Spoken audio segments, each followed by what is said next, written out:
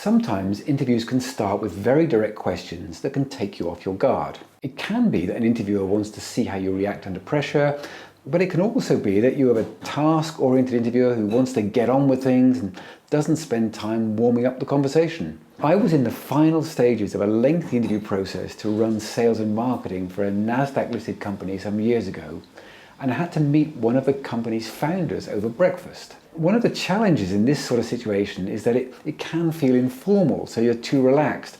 Plus there's noise and distraction around you. As we sat down, and I'm still sorting out my coffee, he glanced up from his breakfast and said, "Okay, so what's your sales strategy going to be?" I should add that this was a company with sales teams on every continent, multiple complex customers, a dense array of technical products, and it had seen some decline in sales volume, so it was not a trivial question. At the time, I did not do such a good job of handling this, but with the benefit of the learning from mastering the interview, you can do much better, especially if you use a combination of the techniques that we've discussed.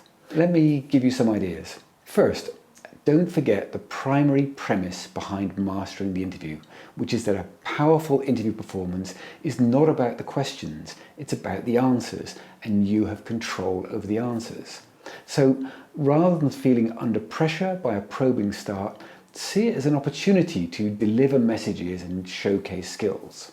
Second, you should anticipate that this sort of opening can happen. When you're imagining the likely starts to meetings, something we looked at in Module 3, Anticipate, think of a couple of direct questions that would put you on the defensive. Maybe focusing on items on your CV where you had setbacks, or on aspects of the new role that are going to be challenging.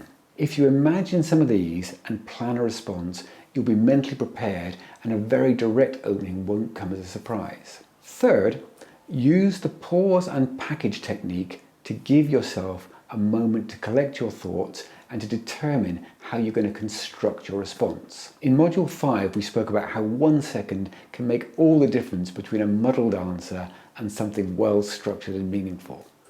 This is all the more important if the question is demanding and comes early in the meeting. Fourth, you can actually think of this sort of question like you would a case study, as we discussed in Module 6, Deconstruct the Problem. You'll recall that our first step is to ask a question to gather more information and to advance gradually from there, making the meeting more of a discussion than an examination. So with all this in mind, let's see how I could have done a better job with the start of my answer regarding the sales strategy. So he says, "What's your sales strategy going to be?" I could start, "Well, I understand that we're selling directly to customers today. One consideration, given the breadth of the portfolio, is whether we should be using a channel strategy and seeking some partners for some of our products. What do you think?" He says, "No, I don't really know. What would take you down that route?" And I say, "Well, there's a number of considerations, but one of them is that we're quite widespread and we should look at the depth of our customer relationships and whether we can get better penetration working with local partners."